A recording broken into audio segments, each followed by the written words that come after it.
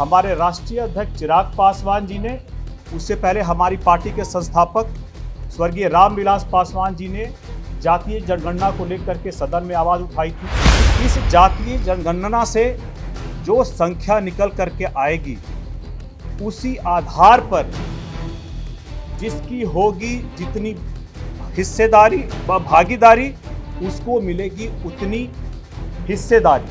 18 मई से नालंदा के बिहार शरीफ स्टेडियम से एक बहुजन भीम संवाद समागम हम लोग शुरू करने जा रहे हैं। देश भर में जातीय जनगणना को लेकर के सियासत तेज है। लगातार सरकार व विपक्ष आमने सामने है। एक और इंडिया गठबंधन के तमाम जो घटक दल हैं वो अपनी श्रेय लेने में लगे हैं, तो दूसरी ओर एनडीए के तमाम घटक दल के नेता अपना श्रेय लेने में लगे हैं। ऐसे में एलजेपी आर के सांसद अरुण भारती ने जातीय जनगणना को लेकर के बड़ा बयान दिया है और उन्होंने कहा है कि उनके नेता जो चिराग पासवान है, जो उनके पार्टी के राष्ट्रीय अध्यक्ष हैं, वह केंद्र में मंत्री हैं, उन्होंने पहल किया था। और इससे पूर्व जो पार्टी के दिवंगत संस्थापक थे स्वर्गीय रामविलास पासवान, उनके द्वारा भी आरक्षण को लेकर के जातीय जनगणना कराने की मांग की गई थी। और आज उसी का नतीजा है कि अब सरकार जो है इस नतीजे पे पहुंची है कि अब जातीय जनगणना होगा। लेकिन इसके साथ ही उन्होंने कांग्रेस पर बड़ा निशाना साधा है और कहा है कि संविधान के साथ खिलवाड़ करने वाले आज जातीय जनगणना का बात कर रहे हैं। ऐसे में तमाम मुद्दों को लेकर क्या कुछ कहते नजर आ रहे हैं सांसद अरुण भारती, आइए सुनाते हैं। साथियों, आज आप सभी का यहाँ आने के लिए आप सभी का बहुत बहुत धन्यवाद है।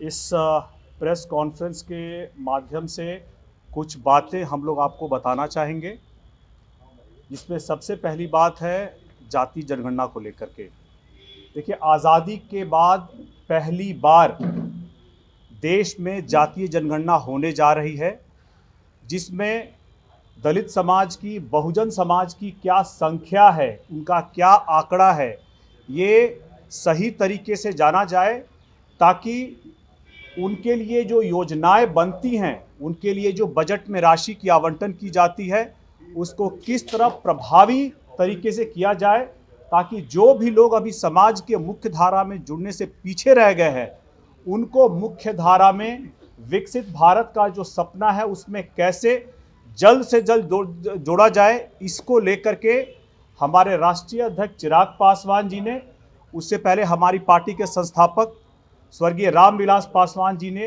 जातीय जनगणना को लेकर के सदन में आवाज़ उठाई थी। माननीय मुख्यमंत्री नीतीश कुमार जी ने पार्लियामेंट में, संसद के सदन में आवाज़ उठाई थी। केंद्रीय मंत्री जीतन राम मांझी जी ने भी इसको लेकर के आवाज़ उठाई थी।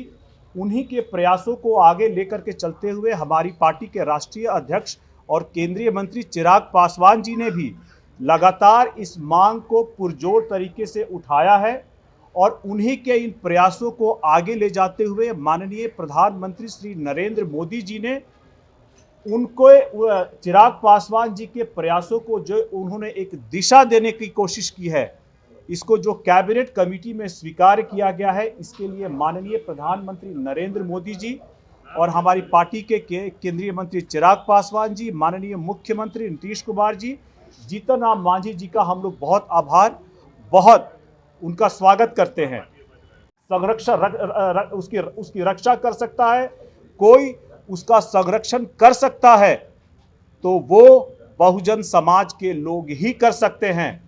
बाकी जो दिखावे के लिए पॉकेट बुक बना करके घूम रहे हैं, वो लोग सिर्फ आपको दिखाएंगे और दिखाने के बाद आपको वोट बैंक बना करके फिर से सत्ता में आएंगे, लेकिन करेंगे कुछ नहीं। क्योंकि सत्ता में 54 साल रहने के बाद भी कांग्रेस ने कभी, लंबे समय तक सत्ता में रहने के बाद भी कभी उन्होंने जातीय जनगणना कभी पहले नहीं कराई थी।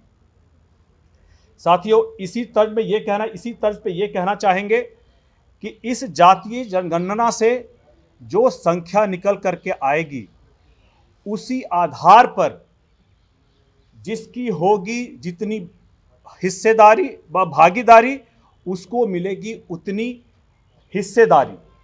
ये तय होगा, इसका एक अपना प्रक्रिया है। और इसी के तहत अभी जो पीछे हमारे राष्ट्रीय अध्यक्ष जी ने भी कहा है कि हम लोग निजी क्षेत्र में आरक्षण के समर्थन में हैं, लेकिन इसका कतई मतलब ये नहीं है कि हम लोग सामान्य वर्ग से जो आने वाले युवा है, जो उनके रोजगार का जो अवसर है, उसका भी हम साथ में संरक्षण करेंगे। बहुत ज़रूरी है साथियों इस बात को ये बताने के लिए कि ये जातीय जनगणना जो है वो जोड़ने के लिए है। जो बाकी लोग प्रचारित कर रहे हैं, जो आज क्रेडिट लेने का काम कर रहे हैं, वो कहीं से वो इस क्रेडिट के लायक नहीं है। जो असली जिन लोगों ने इसके लिए सही तरीके से केंद्रीय मंत्रिमंडल में रहते हुए प्रयास किया है, ये उनको क्रेडिट जाता है। हम लोग इसी सिलसिले में जो बहुजन समाज के लोग हैं, उन सभी का धन्यवाद करने के लिए, अपना आभार प्रकट करने के लिए, अपने नेता चिराग पासवान जी का चंदन वंदन और अभिनंदन करने के लिए आने वाले समय में लगभग 18 मई से नालंदा के बिहार शरीफ स्टेडियम से एक बहुजन भीम संवाद समागम हम लोग शुरू करने जा रहे हैं, जहां पर बहुजन समाज को लेकर के जो संवाद होगा, उनका समर्पण होगा, उनका समर्थन होगा, उसको उस माध्यम से हम लोग बिहार में, जिसका आगाज़ हम लोग नालंदा के बिहार शरीफ स्टेडियम से शुरू करेंगे, वहाँ से शुरू करके हम लोग बिहार में हर जगह ले जाकर के इसको प्रचारित करने का काम करेंगे। कई कारण हैं, लेकिन ये मैं आपके विवेक पर और आपके लॉजिक पे छोड़ता हूँ कि हम लोग नालंदा से शुरू क्यों कर रहे हैं। वहाँ से इस बात का मैं आपको आश्वस्त करना चाहूँगा कि हर तरह से हम लोगों को वहाँ हर जगह से समर्थन मिल रहा है। चतरा में जाएगा, क्योंकि चतरा के एमएलए बगल में बैठे हुए हैं। नहीं, आरक्षण का कैप बढ़ाने की मांग आपकी पार्टी करेगी, कितना करेगी, कितना बढ़ेगा? देखिए, आरक्षण का कैप तो ऑलरेडी बढ़ गया है। जब हमारे संस्थापक स्वर्गीय रामविलास पासवान जी ने ईडब्ल्यूएस के लिए आरक्षण मांगा था 10%, अभी आरक्षण का जो दायरा है लगभग 49 पॉइंट कुछ प्रतिशत के आसपास है। तो जब ईडब्ल्यूएस का आरक्षण दिया गया, तब तो आरक्षण का दायरा ऑलरेडी बढ़ चुका है। जातीय जनगणना से अब आप आंकड़े आने दीजिए, संख्या आने दीजिए, उसके बाद अंग्रेजी में कहावत है, let's cross the bridge when it comes. एक एक करके सीढ़ी चढ़ते हैं, जैसे जैसे जो उसमें आंकड़ा आएगा, उसी के हिसाब से समाज के, बहुजन के हित में फैसले लिए जाएंगे। तो जैसा कि आपने सुना, अरुण भारती ने सीधे तौर पर कटाक्ष किया है कांग्रेस पर और कहा है कि ये लोग लगातार पिछड़े और दलित समाज के लोगों का अपमान करते आए हैं, और ऐसे में जब जातीय जनगणना की बात अब केंद्र सरकार के द्वारा की जा रही है, तो ये लोग अपने क्रेडिट लेने में लगे हैं।